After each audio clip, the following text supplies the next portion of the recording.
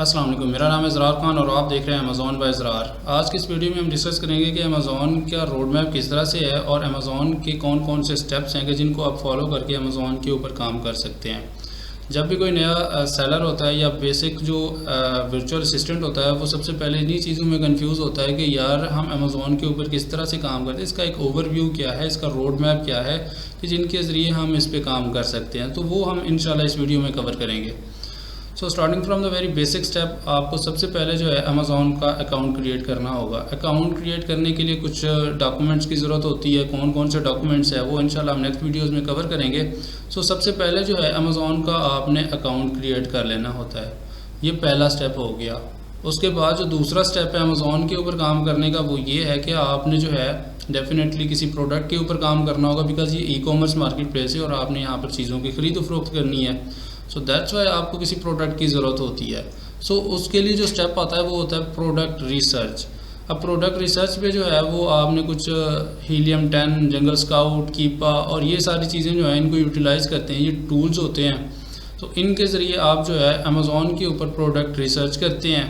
जब आप जो अमेज़ॉन के ऊपर प्रोडक्ट रिसर्च कर रहे होते हैं सो उसके लिए जो है आपको कुछ चीज़ों की अपने जहन में रखनी होती है, लाइक इसका कुछ क्राइटेरिया होता है। डेफिनेटली जिस चीज़ के अंदर आप इन्वेस्टमेंट कर रहे हैं उसका आपको आइडिया होना चाहिए कि ये क्या चीज़ है, इसके स्टैट्स क्या हैं, इसके जो ग्राफ्स हैं वो क्या कह रहे हैं। सो इन चीज़ों को जो है आपने मद्देनज़र रखना होता है। सो क्राइटेरिया को आपने मद्देनज़र रखना होता है, तब जाकर आपको एक अच्छा प्रोडक्ट मिलता है। सो दैट्स वाई आपने कुछ चीज़ों को मद्देनज़र रखना होता है और आपने एक अच्छा प्रोडक्ट फाइंड करना होता है।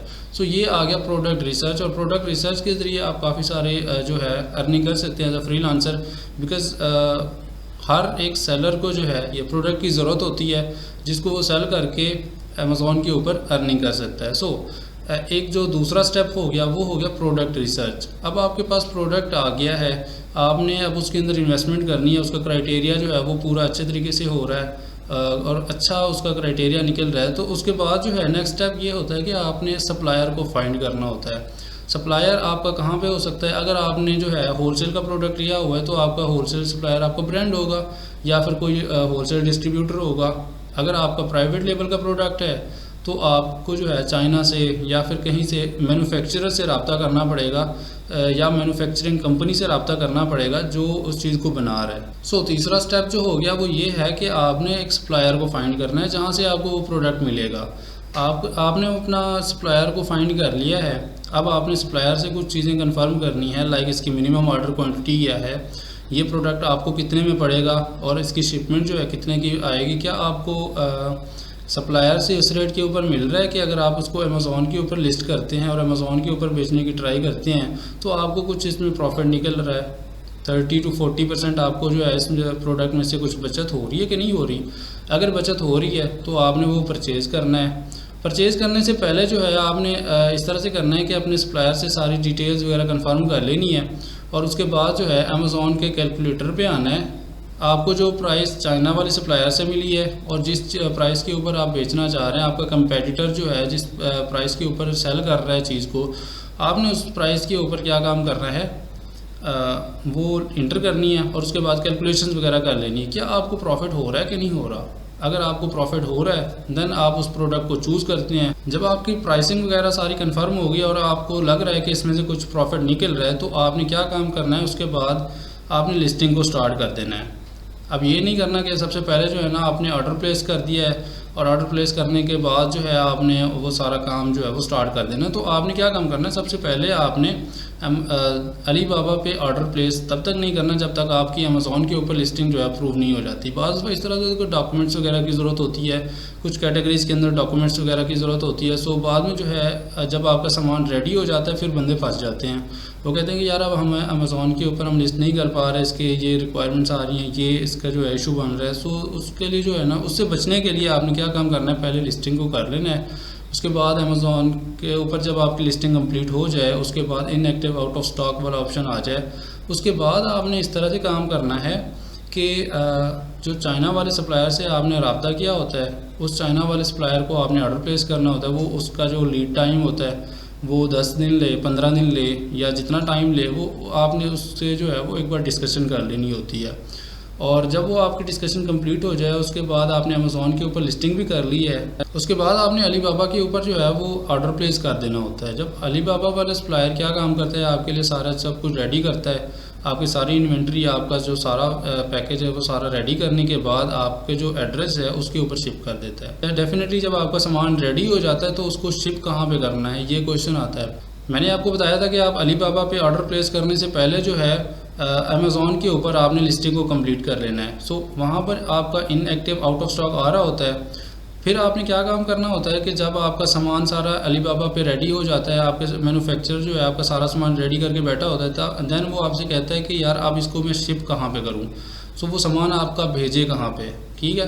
तो उसके लिए उसका ये प्रोसीजर होता है कि अमेज़ॉन के सेलर सेंट्रल के ऊपर जाकर आपने एक शिपमेंट प्लान क्रिएट करना होता है। शिपमेंट प्लान जो है वो इस तरह से होता है कि आपने अमेज़ॉन को बताना होता है कि मैं इतने पीसेस को भेज रहा हूँ, इतना सामान जो है मैं आपकी तरफ जो है आपके वेयर हाउस की तरफ भेज रहा हूँ, तो वो जो है ना उसके लिए रेडी रहे।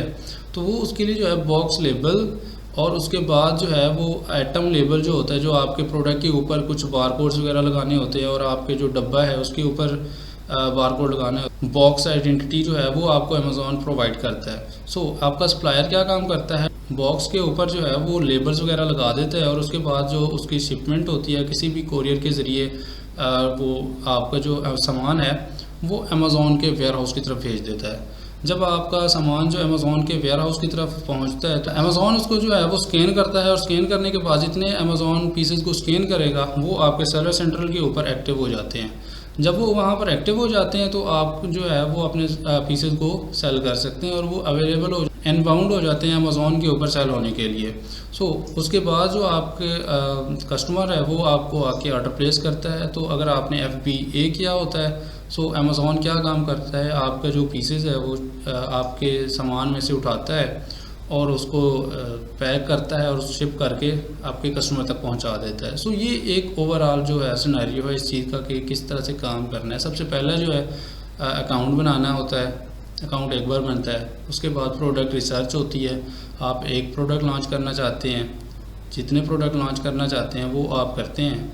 उसके बाद जो है आप अपने सप्लायर से रब्ता करते हैं, अलीबाबा का हो सकता है या कोई डिस्ट्रीब्यूटर हो सकता है, आप उनसे जो है ना वो कॉन्टैक्ट करते हैं। वो आपका सामान जो है जितना होता है वो आपको बताते हैं। उसकी कंप्लीट डिस्कशन के बाद आपने उसका प्रॉफिट और लॉस जो है ना वो देखना होता है कि क्या आपको प्रॉफिट हो रहा है उस प्रोडक्ट में से कि नहीं हो रहा। अगर आपको प्रॉफिट हो रहा होता है देन आप उसकी जो है ना वो लिस्टिंग को करते हैं। अमेज़ॉन के ऊपर लिस्टिंग का मतलब ये होता है कि आपने जो है उसकी प्रोडक्ट की detail, title, bullet point, description और इतने पीसेस हैं, पैक ऑफ इतना, ये सारी चीज़ें जो हैं वो आपने वहाँ पर इंटर करनी होती है। जब ये सारी चीज़ें कंप्लीट हो जाती हैं उसके बाद आप अलीबाबा वाले सप्लायर या मैन्युफैक्चरर जो भी है आपने उनसे कांटेक्ट करना होता है और वहाँ पर जो है ना आपने ऑर्डर प्लेस कर देना होता है। वो आपका सामान रेडी करते हैं। जब आपका सामान रेडी हो जाता है तो आपने अमेज़ॉन के ऊपर जो है एक शिपमेंट प्लान क्रिएट करना होता है। आपका शिपमेंट प्लान क्रिएट हो गया, उसके बाद जो नेक्स्ट स्टेप होता है वो आपका ये होता है कि आपने अपने सप्लायर को वो सारे बॉक्स लेबल जो हैं वो प्रोवाइड करने होते हैं। बॉक्स लेबल आपका सप्लायर लेता है तो उसके बाद वो उनको लेबल वगैरह करके अमेज़ॉन की तरफ शिप कर देता है किसी भी कोरियर के ज़रिए। सो जब अमेज़ॉन के ऊपर वो आपका सामान पहुंचता है तो अमेज़ॉन उस चीज़ को स्कैन करता है और आपका जो सेलर सेंट्रल है उसके ऊपर वो चीज़ें एक्टिव हो जाती हैं। जब एक्टिव हो जाती है तो लोग आपको जो है ना वो ऑर्डर प्लेस कर सकते हैं। जब वो ऑर्डर प्लेस करते हैं तो उसके बाद जो नेक्स्ट स्टेप होता है वो अमेज़ॉन उसको अगर आपने FBA किया हुआ है तो अमेज़ॉन उसको पैक करेगा, शिप करेगा और कस्टमर तक पहुंचाएगा। सो ये था ओवरऑल सिनेरियो। और ये बाद में जो है जब एक बार आपके जो सामान आपने भेजा होता है वो अगर ख़त्म हो जाता है तो आपने क्या काम करना होता है, सिंपली रिप्लेनिश ऑर्डर करना होता है। आपने अपने सप्लायर को ऑर्डर प्लेस करना होता है दूसरी तरफ और सप्लायर आपको जो है ना वो नया सामान दोबारा से भेज देता है। तो ये रीस्टॉक होते रहते हैं फिर बाद में। सो ये था एक ओवरऑल सिनेरियो। उम्मीद है कि आपको ये चीज़ समझ आई होगी। नेक्स्ट वीडियोज़ में हम इंशाल्लाह प्रोडक्ट रिसर्च को, लिस्टिंग किस तरह करते हैं, इसको ऑप्टिमाइज़ किस तरह से करते हैं, ये सारे जो स्टेप्स हैं और एरर्स वगैरह कौन कौन से हैं, इन सब को जो है ना वो हम 1 बाय 1 इंशाल्लाह डिस्कस करेंगे। सो मिलते हैं नेक्स्ट वीडियो में। तब तक के लिए अपना बहुत सारा ख्याल रखिएगा। अल्लाह हाफ़िज़।